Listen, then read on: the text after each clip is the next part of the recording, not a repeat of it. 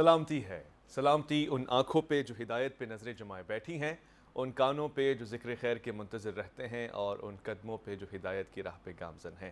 السلام علیکم ورحمۃ اللہ وبرکاتہ۔ تمام تعریفیں خدائے بزرگ و برتر کے لیے جو وحد اللہ شریک ہے، نہ کوئی ثانی نہ کوئی ہمسر۔ درود لامحدود محبوب رب الودود، راحت العاشقین مراد المشتاقین حضرت محمد مصطفیٰ، آپ کی آل پاک، آپ کے جانثار انصار اور اصحاب پر ضمن۔ آپ دیکھ رہے ہیں الف لام میم۔ میں آپ کا میزبان محمد اویس ربانی تہہ دل سے آپ کو کہتا ہوں خوش آمدید۔ بسم اللہ الرحمن الرحیم۔ فآمنوا باللہ ورسلہ ونور الذی انزلنا، ایمان لاؤ اللہ پر اور اللہ کے رسول پر اور اس نور پر جو ساتھ ہم نے نازل فرمایا ہے۔ خواتین و حضرات، علماء تفاسیر میں بہت ساری باتیں کہہ چکے ہیں، مگر اگر میں چنیدہ کلمات آپ کے سامنے رکھوں تو وہ نور یقیناً قرآن ہے، اور قرآن سے مراد ہدایت، اور وہ سرچشمہ ہدایت ہم سب کے لیے فیض عام کیے ہوئے ہے۔ ہم جاننا چاہتے ہیں کہ آج کی زندگی میں بھی قرآن ہمارے لیے کس حد تک فائدہ رکھتا ہے۔ ہماری زندگی سے مراد جدید ٹیکنالوجی کی زندگی، ہماری زندگی سے مراد کم وقت کی زندگی، اور جس میں صبح و شام کی ٹینشنز ہیں، مصروفیات زیادہ ہیں، سفر ہمارا بہت زیادہ تھوڑا ہو گیا ہے، مگر ہاں یہ جو زندگی کا سفر ہے یہ بھی ساتھ ساتھ ہمارا بڑا دلچسپ ہو گیا ہے۔ اب نئے قسم کے فتنے، فسادات ہیں، گھریلو معاملات ہیں۔ ہم دیکھ رہے ہیں کہ خود اسی خطے میں، برصغیر پاک و ہند میں اور خاص طور سے پاکستان میں، اب آپسی رنجشیں بڑھتی جا رہی ہیں۔ قرآن کیسے ہدایت دے گا؟ ہم دیکھ رہے ہیں کہ اب پروفیشنز نئے نئے آ گئے ہیں اور صداقت کا زمانہ رہا نہیں ہے، اب کچھ جلدی کوئک اور نیا کرنا پڑتا ہے۔ قرآن کیسے ہمارا ساتھ دے سکتا ہے؟ اور ایک اور بات، قرآن کیوں اپنے آپ کو واقعات کی کتاب بھی کہتا ہے اور احسن القصاص بھی کہتا ہے؟ قصوں سے ہمیں کیا لینا دینا ہو سکتا ہے؟ کس عمر کے لوگوں کے لیے قصوں میں رہنمائی ہے اور پھر کس حد تک ہے؟ آج اس پہ بات ہوگی۔ میں خوش آمدید کرنا چاہتا ہوں، میرے اسٹوڈیو میں تشریف فرمائیں بہت ہی پیارے، اور مجھے جس حد تک ان سے ملنے کا شوق تھا، آج ملاقات کے بعد اور خاص طور سے یہ جو علمی اکتساب ہے وہ کرنے کے بعد مجھے اطمینان ہوتا جا رہا ہے۔ آپ بطور خاص اسلام آباد تشریف لائے اس پروگرام کے لیے، ہمارے پروگرام میں، اور مجھے خوشی ہے کہ آپ اسی طرح سے قوم و ملت کی خدمت فرماتے رہتے ہیں۔ قرآن سے، تدریس سے آپ کا گہرا تعلق ہے۔ سید عظمت حسین شاہ گیلانی، السلام علیکم ورحمۃ اللہ۔ میں خوش آمدید کہوں گا اپنے دوسرے مہمان کو، ان سے بھی مجھے بڑا اشتیاق تھا ملنے کا، اسلام آباد اسٹوڈیو میں یہ ممکن ہو پایا۔ ان کا بھی ایک بڑا ریسرچ کا کام ہے، خاص طور سے قرآن حکیم فرقان المجید کو لے کے، عربی زبان ہو یا اس زبان کے اندر غوطہ زنی کر کے وہ مصدر نکالنا ہو کہ جس کی ہم سب کو اشد ضرورت ہے۔ بے شک یہ ہمارے لیے ایک بہترین موقع ہے اور ہم اس سے فائدہ اٹھائیں گے۔ جناب خوش آمدید کرنا چاہتا ہوں میں محمد زبیر شبیر کو، السلام علیکم ورحمۃ اللہ۔ شاہ صاحب، آپ سے گفتگو کا آغاز کرتے ہیں۔ یہ جو قرآن، جس کے لیے جتنے الفاظ بولے جائیں کم ہے، مگر حقیقی زندگیوں میں ہم اس سے کیسے استفادہ کر سکتے ہیں؟ پھر اس میں پرانے واقعات ہیں، کچھ آیات دہرا کے بیاں ہوئی ہیں، اس کے پیچھے کیا ماجرا ہے؟ بسم اللہ الرحمن الرحیم۔ ماشاءاللہ آپ نے جو آغاز سخن بہت بہترین انداز میں کیا اور سارے سمندر کو آپ نے کوزے میں بند کیا ہے۔ کتاب حکمت قرآن مجید فرقان حمید کہ اللہ تعالیٰ کا کلام ہے اور ازلی کلام ہے اللہ تبارک و تعالیٰ کا، اور اللہ تعالیٰ اپنے مخلوق کے تمام احوال کو، ہر دور کے احوال کو جانتا ہے۔ اس لیے اللہ تعالیٰ نے قرآن مجید جب نازل کیا تو ہر دور میں، ہر دور کے لوگوں کی رہنمائی کے لیے اس میں اللہ تبارک و تعالیٰ نے سامان فراہم فرمایا۔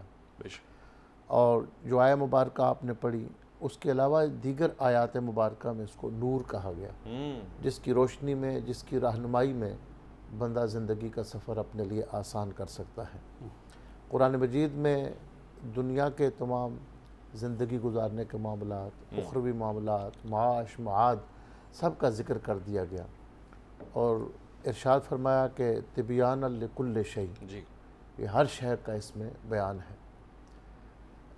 اب اللہ تعالیٰ کی اس کتاب سے رہنمائی حاصل کرنے کے لیے پھر اللہ کے حبیب علیہ الصلوۃ والسلام کی ذات مبارکہ ہے۔ فرمایا وَأَنزَلْنَا الذِّكْرَ لِتُبَيِّنَ لِلنَّاسِ مَا نُزِّلَ إِلَيْهِمْ، کہ ہم نے اس ذکر کو نازل کیا تاکہ لوگوں کے لیے جو نازل کیا گیا ہے آپ اس کو کھول کھول کے بیان کریں۔ یعنی کتاب کے ساتھ جو صاحب کتاب ہے ان کی شخصیت انتہائی اہم ہے، ان کے بغیر قرآن مجید کو سمجھنا ناممکن کی حد تک ہے۔ صحیح، یعنی پیغمبر کی رہنمائی کے بغیر، اب جو اہل عرب تھے، صحابہ اکرام اہل زبان تھے، لیکن کئی مقامات ایسے آئے کہ جہاں ان کو پیغمبر کی رہنمائی کے بغیر سمجھ نہیں آ سکی۔ قرآن مجید میں ہے وَمَن يَعْمَلْ سُوءًا يُجْزَ بِهِ، جو بندہ معمولی سی بھی برائی کرے گا اس کو سزا ملے گی، اس کو بدلہ ملے گا۔ صحیح۔ تو اس آیہ مبارکہ کے اترنے کے بعد صحابہ اکرام گھبراہٹ کا شکار ہوئے، پریشانی کے عالم میں عرض کیا کہ کون ہے جس سے کچھ نہ کچھ کوتاہی نہ ہوتی ہو۔ انبیاء اکرام کی ذوات مقدسہ معصوم ہے، باقی انسانوں سے خطائیں ہو جاتی ہیں، اغلاط ہو جاتی ہیں۔ حقیقت ہے۔ تو وہ جب پریشان ہوئے تو آقا نبی کریم علیہ السلام کی بارگاہ اطہر میں حاضر ہوئے اور یہ معاملہ پیش کیا کہ جب چھوٹی سی بات پر بھی بندے کو سزا ہوگی تو کون بچ پائے گا؟ تو آپ صلی اللہ علیہ وآلہ وسلم نے ارشاد فرمایا کہ تمہیں کس نے بتایا کہ دوزخ کا عذاب ہی ضروری ہے؟ بعض اوقات دنیا کے اندر کوتاہیوں کی سزا مل جاتی ہے، اور اس کی مثال موجود ہے حدیث مبارکہ میں کہ ایک شخص حضور علیہ السلام کو ملنے کے لیے آئے اور ان کی نگاہ غلط ایک جگہ پڑ گئی تھی اور انہوں نے نگاہ جمائے رکھی، تو راستے میں ایک جگہ ٹکرا کے ان کو پیشانی پہ زخم آ گئے۔ تو آقا علیہ السلام سے یہ عرض کیا تو فرمایا کہ یہ اللہ کی بندوں پر مہربانی ہوتی ہے کہ کسی غلطی کی سزا دنیا میں ہی دے۔ اللہ اکبر۔ یعنی دنیا میں انسان کو کچھ نہ کچھ، حدیث مبارکہ میں بیان ہے کہ ایک بندے پر اتنی آزمائشیں امتحانات آتے رہتے ہیں کہ بندہ زمین پہ چل رہا ہوتا ہے اور اس کو ذمہ کوئی گناہ نہیں ہوتا۔ تو پیغمبر اکرم صلی اللہ علیہ وآلہ وسلم نے یہ وضاحت فرما دی کہ یہاں یجزا بے کا یہ مطلب نہیں ہے کہ آخرت میں ہی سزا ہو، دنیا میں ہی اللہ تعالیٰ کچھ نہ کچھ سزا دے کر آخرت کے عذاب سے بندے کو محفوظ فرما لیتا ہے۔ یعنی قرآن مجید سے رہنمائی کے لیے جو انتہائی ضروری چیز ہے وہ اللہ کے پیغمبر کے فرامین کی روشنی میں ان کے سیرت وہ جیسے سمجھے، اس کے بعد پھر آل بیت اطہار صحابہ اکرام۔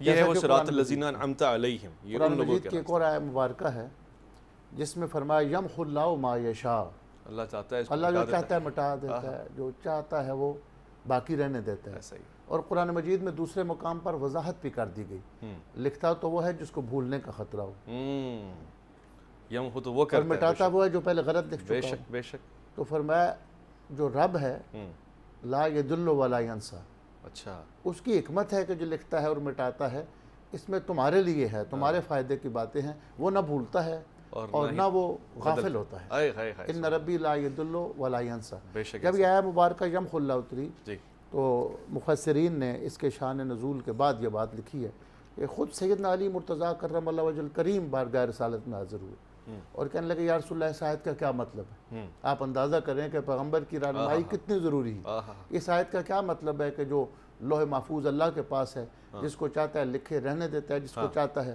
مٹا دیتا ہے۔ تو آقا کریم علیہ السلام نے فرمایا اے علی میں تجھے اس کی ایسی تفسیر بتانے لگا ہوں جس سے آپ کی آنکھیں بھی ٹھنڈی ہو جائیں گی اور میری باقی امت کی آنکھیں بھی ٹھنڈی ہو سبحان اللہ۔ یعنی اہل ایمان اس سے اطمینان پائیں گے۔ پھر فرمایا صدقے سے تقدیر بدل جاتی ہے، دعا سے تقدیر بدل جاتی ہے، سبحان اللہ۔ صدقے سے آئی ہوئی مصیبت بندے کی ٹل جاتی ہے، دعا سے آئی ہوئی مصیبت ٹل جاتی ہے۔ ماشاءاللہ۔ یعنی آیہ مبارکہ کی تفسیر میں ان کو جو الجھن ہوئی، پیغمبر اکرم علیہ السلام نے فوراً رہنمائی فرمائی۔ سبحان اللہ۔ دیکھیے اسی طرح سے قرآن بلکہ جس عظیم شخصیت کا آپ نام لے رہے ہیں ایسے رہنماؤں کی رہنمائی فرما رہا ہے تو ہمارے لیے کیوں نہ رہنمائی ہو۔ زبیر شبیر صاحب، پہلا مقدمہ ہی جو میرے ذہن میں آتا ہے جب ہم بات کرتے ہیں قرآن حکیم فرقان المجید کی، مثلا سورہ یوسف کو ہم مثال بناتے ہیں، وہ کہتا ہے کہ اِنَّا أَنزَلْنَا الْقُرْآنَ عَرَبِيًّا لَعَلَّكُمْ تَعْقِلُونَ۔ تو ایک تو عربی زبان کا انتخاب کیوں ہے، پھر یہ کہ اس میں عقل والوں کے لیے کیوں دعوت ہے؟ اعوذ باللہ من الشیطان الرجیم، بسم اللہ الرحمن الرحیم، اللہم افتح لی فتحا مبارکا من کتاب المبارک یا فتاح علیم، الصلاة والسلام علی خاتم النبیین نبینا محمد صلی اللہ علیہ وآلہ وسلم والحمد للہ رب العالمین۔ دیکھیے پہلی بات یہ ہے کہ چونکہ آج کا موضوع جو ہے وہ قرآن ہے، ہدایت ہے، رشد ہے، تو اسی موضوع کو لے کر آج ہم قرآن کریم پر ہی بات کریں گے کہ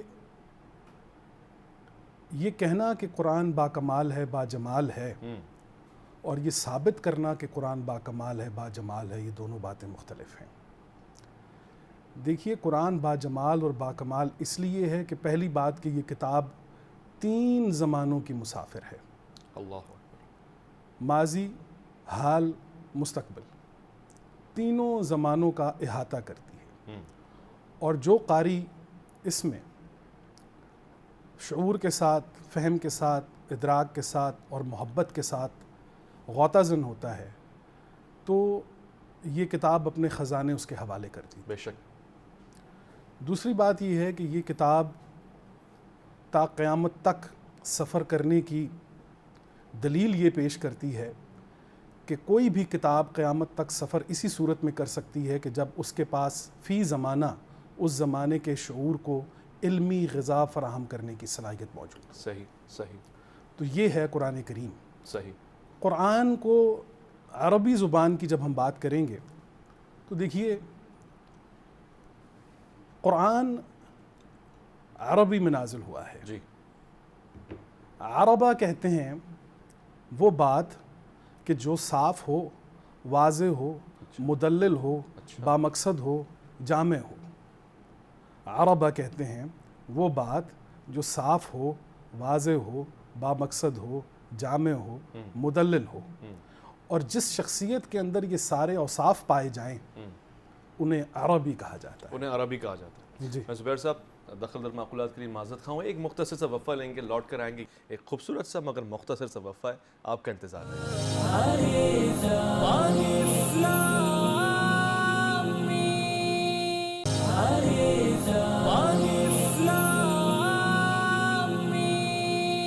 عزیزان خوش آمدید۔ بے شک قرآن سرچشمہ ہدایت ہے اور یہ ایسا نور مبین ہے کہ اس کو ہم امام مبین بھی کہتے ہیں، اور خود ہم نہیں بلکہ قرآن مجید فرقان المجید نے اس کو پیارے الفاظ سے نوازا ہے اور کئی مرتبہ اس کو کہا ہے کہ یہ ہدایت ہے، سرچشمہ ہے، اور وَكُلَّ شَيْءٍ أَحْصَيْنَاهُ فِي إِمَامٍ مُبِينٍ کہہ دیا اس نے۔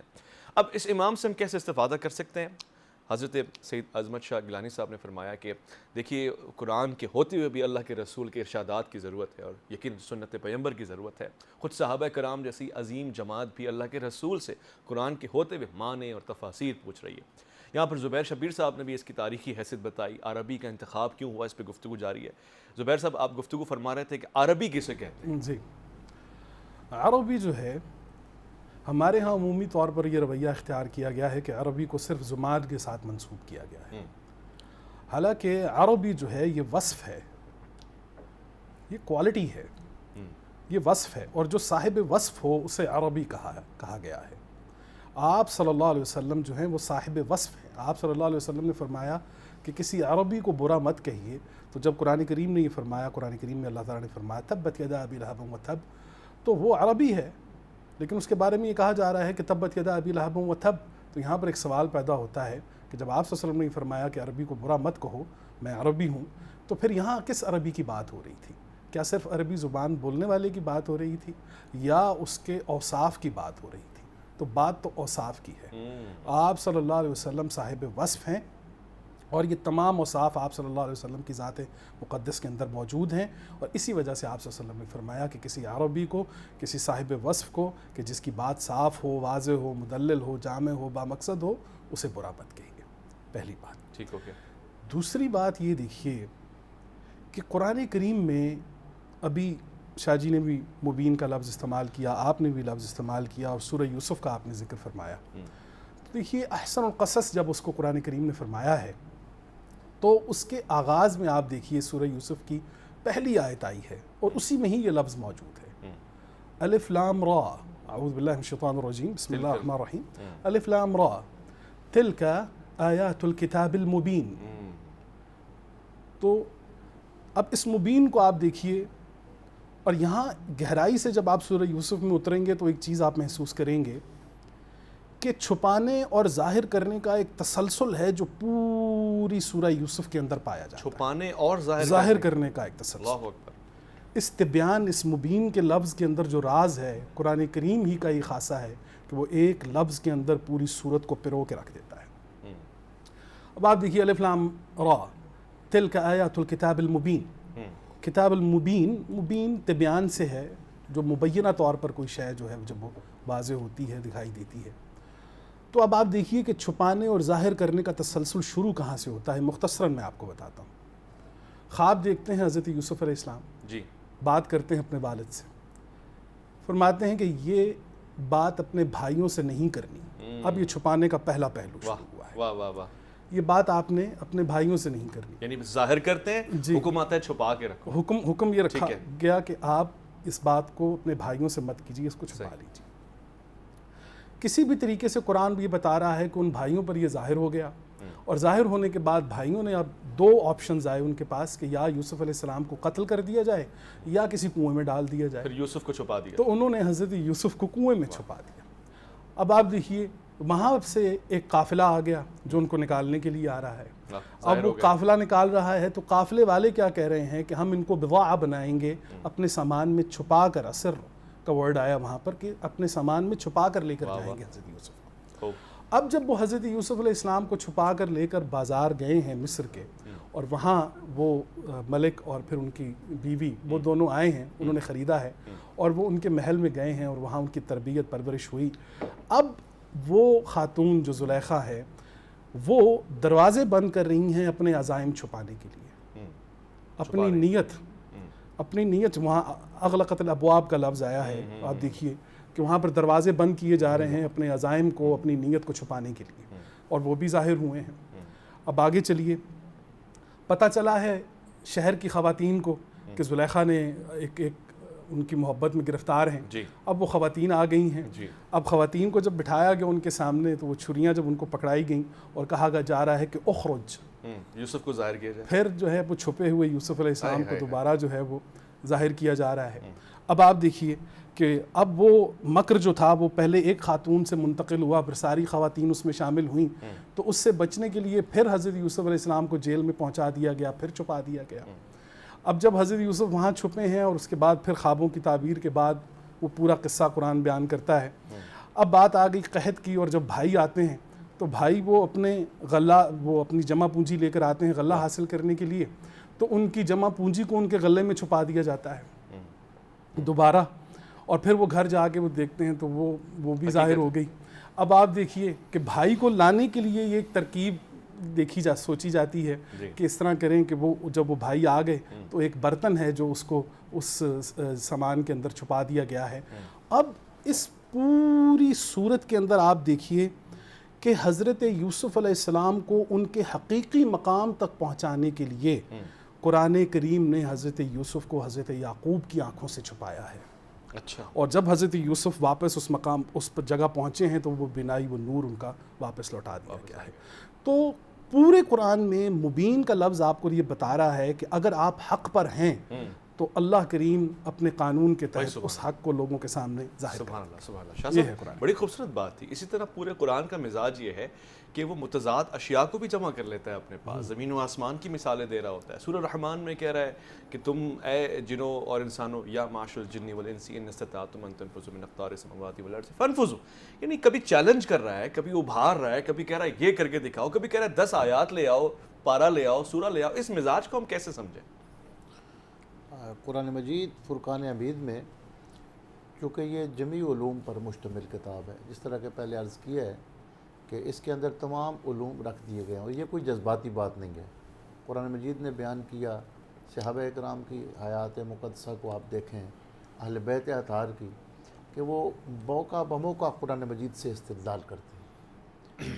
سیدنا علی کرم اللہ وجہ کریم کا فرمان ہے, جمیع العلم فی القرآن لیکن تقاصر عنہ افہام الرجالی, کہ اللہ تعالیٰ نے سارے علوم اس قرآن مجید کے اندر رکھے ہیں, لیکن جو لوگوں کا فہم ہے وہ پہنچ نہیں سکتا ہر ایک کا وہاں پر. قرآن مجید کے اندر جس طرح آپ متضاد چیزوں کی اور ایک دوسرے کے مد مقابل چیزوں کی بات آپ کر رہے ہیں, یہ بھی قرآن مجید کا ایک اعجاز ہے, اور اس طرح کا اعجاز اور اس درجے کی فصاحت و بلاغت کہیں بھی نہیں ملتی. اب دیکھیے کہ جہاں پہ وہ ایک صنعت اتباق ہوتی ہے, بلغاء اس کو اور فصحاء بیان کرتے ہیں, فَلْيَضْحَكُوا قَلِيلًا وَلْيَبْكُوا كَثِيرًا, ان کو تھوڑا ہنسنا چاہیے اور زیادہ رونا چاہیے. تھوڑا ہنسنا چاہیے اور زیادہ رونا چاہیے. ہنسنے اس کے مقابلے میں رونا ہے, تھوڑے کے مقابلے میں زیادہ ہے. جس بندے نے یہ فصاحت اور بلاغت اگر اچھے اساتذہ سے پڑھی ہو تو وہ قرآن مجید کی کئی آیات پہ اس کا دل پھٹنا چاہتا ہے. حقیقت ہے. میں پنجابی کا ایک شعر عرض کر دیتا ہوں, بعض لوگ سمجھتے ہیں اس کو. میں نے پہلی مرتبہ ایک بندے سے شعر سنا, اور میں نے پوچھا یہ کس کا ہے؟ اس سے مجھے اندازہ ہو گیا کہ کوئی بہت بڑا بندہ ہے جس کا یہ شعر ہے، بندہ کوئی چھوٹا نہیں ہے۔ تو میں نے ان سے پوچھا کہ یہ شعر کس کا ہے؟ اب شعر یہ ہے کہ رنگ کھلا میری وحشت دا، وہ کٹھے کچھ ہمدرد گئے، او رو رو پچھن حال میرا، میں کھڑکھڑ اساں کی دساں، ہائے ہائے ہائے، اور رو رو پچھن حال میرا، میں کھڑکھڑ اساں کی دساں۔ تو جب وہ رو رو ادھر اساں، وہ پچھن ادھر دساں، سوال جواب، رونا ہنسنا، جب وہ میں پڑھا تو میں بہت متاثر ہوا اس سے، اور اس سے اندازہ کر لیا کہ یہ کسی عام بندے کا کلام نہیں ہے۔ پھر ان کا مجھے پتہ چلا کہ پیر فضل گجراتی جو حفیظ طائب علیہ رحمہ کے اور انور مسعود صاحب کے بھی استاد تھے، پھر میں لاہور سے جا کر، اس وقت یہاں آن لائن نہیں ہوتا تھا کہ ڈاؤن لوڈ کر لیا جائے، 2001 کی بات ہے، لاہور سے جا کر مقصود پبلشر سے میں وہ کتاب لے کر آیا۔ یعنی جب جس بندے، یہی وجہ ہے کہ آپ دیکھیں کہ فصحاء اور بلغاء حیران رہ جاتے ہیں۔ جب سورہ کوثر کا نزول ہوا تو آپ دیکھیں کہ وہ حیران رہ گئے کہ یہ کیسا کلام ہے، اور یہاں تک کہ جو ان میں جو سمجھدار لوگ اپنے آپ کو اپنے طور پہ سمجھدار، تو وہ شور میں چاہتے تھے قرآن مجید میں بیان ہوا ہے کہ جب یہ تلاوت ہو رہی ہو اور اللہ کے حبیب خود تلاوت کر رہے ہیں اور اللہ کا کلام ہو۔ دیکھیں کلام تو کلام ہی ہوتا ہے۔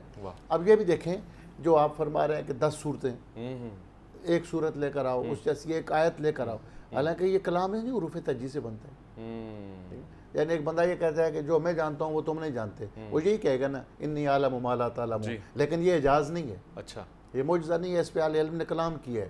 حضور علیہ السلام کی حدیث ہے، آپ علیہ السلام نے ارشاد فرمایا، امام خطابی نے سے ایک استدلال کیا، اور میں جس دن وہ استدلال پڑھا اس دن پتہ چلا کہ کیسے کیسے اس امت کے اندر لوگ کام کر کے تھوڑی سی دلچسپی چھوڑتے ہیں نا، تھوڑی سی دلچسپی چھوڑتے ہیں تاکہ عوام لوٹ کے بھی آئے اور وقفے بھی ہم جا سکیں کہ وہ کیا استدلال ہے۔ ایک مختصر وقفہ ہے، دخل در معقولات کے لیے معذرت خواہ، لوٹ کر آئیں گے، شاہ صاحب سے جانیں گے کہ وہ حقائق کیا ہیں اور وہ کس طرح سے دلچسپی برقرار رہتی ہے۔ الف لام میم میں آپ کا انتظار ہے۔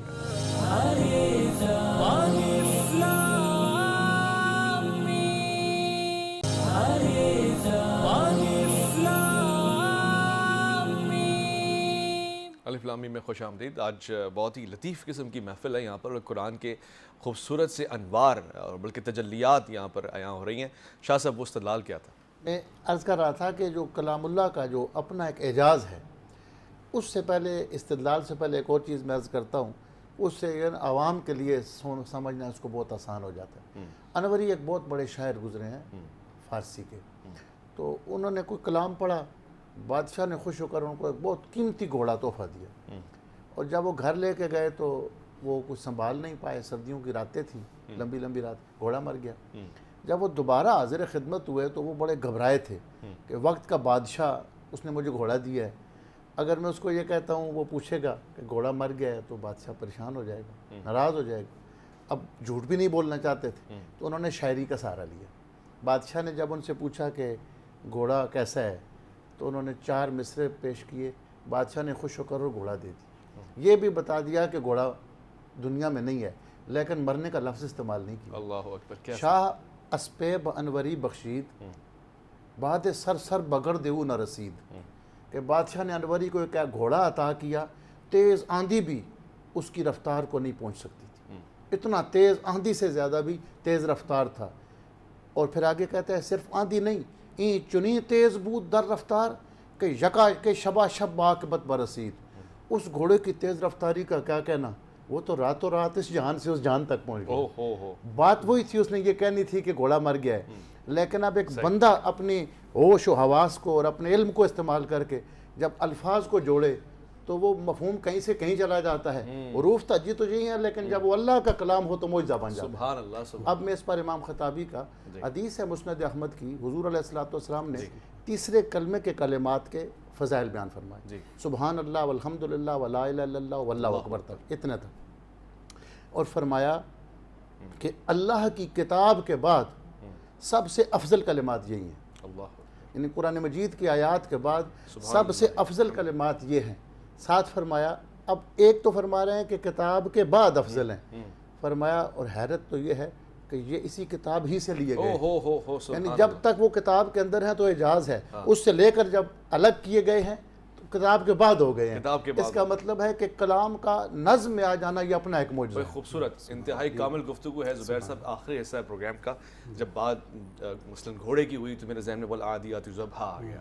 یہ مثالیں کیوں دی گئی ہیں قرآن میں؟ بعض اوقات جانوروں کی مثالیں دی گئی ہیں, پرندوں کی بات کی گئی, چینٹی, شہد کی مکھی, اس سے کیا مراد ہے؟ جی دیکھیے قرآن کریم میں ایک بڑا خوبصورت انداز ہے کلام کا کہ وضرب لہم مثل. قرآن کریم کے اندر آپ دیکھیں گے کہ ان کو مثال دو, ان کو مثال دو, ان کو مثال دو. تو آپ دیکھیں گے کہ انسانی شعور کے لیے سب سے بہترین ہدایت کا طریقہ قرآن کریم کے مطابق قتال سے پہلے مثال کا ہے. واہ, قرآن کریم کا یہ انداز, یہ خوبصورت انداز کہ انسان کی تربیت کو مثالی انداز میں جب وہ پروان چڑھاتا ہے تو آپ دیکھیے کہ جب آپ اس کی حتمی حقائق, حتمی نتائج تک پہنچیں گے تو پھر بات قتال کی طرف جائے گی. لیکن اگر انہیں مثال سمجھ آ جائے تو پھر کمال ہو جاتا ہے, بات ہی ختم ہو جائے. بات ہی ختم ہو جاتی ہے. تو قرآن کریم کے اندر یہ جو اللہ تعالیٰ نے بہت سارے مقامات پر مثالوں کا ذکر کیا ہے, تو بیسیکلی یہ انسانی شعور کو سب سے بڑی غذا فراہم کی گئی ہے کہ آپ انسانی تربیت میں مثال کو مقدم رکھیے, قتال کو مؤخر کیجیے. وَاضْرِبْ لَهُمْ مَثَلًا أَصْحَابُ الْقَرْيَةِ إِذْ جَاءَ الْمُرْسَلُونَ. جی وَاضْرِبْ لَهُمْ مَثَلًا. تو یہ میں سمجھتا ہوں کہ اس کا بنیاد. اور یہ جانوروں سے بھی اس نے کوئی شرم محسوس نہیں کی؟ وہ خود کہہ رہا ہے اس کو شرم حق بات میں معلوم نہیں ہوتی. بالکل بھی نہیں, بالکل بھی نہیں. اللہ تعالیٰ نے. اچھا, یہ بھی میرا آخری حصہ ہے اور اس میں ضرور آپ سے ہدایت لینا چاہوں گا. اس معنی میں قرآن یعنی جس طرح ہم پڑھتے ہیں, اگر بہت سے لوگ ہوتے ہیں جو خود سے تعبیر اور تفسیر بھی کر رہے ہوتے ہیں, یہ مناسب ہے؟ دیکھیے بات یہ ہے کہ کوئی بھی انسان جو قرآن کریم سے محبت کرنے والا ہے, ظاہر ہے کہ اسے قرآن کریم میں داخل ہونے کے لیے بھی تو کوئی علم چاہیے. قرآن کریم میں داخل ہونے کے لیے بھی تو کسی علم کی ضرورت ہے, جیسا کہ قرآن کریم نے اپنے کلام میں پیش کیا ہے. اعوذ باللہ من الشیطان الرجیم, بسم اللہ الرحمن الرحیم. الرحمن علم القرآن.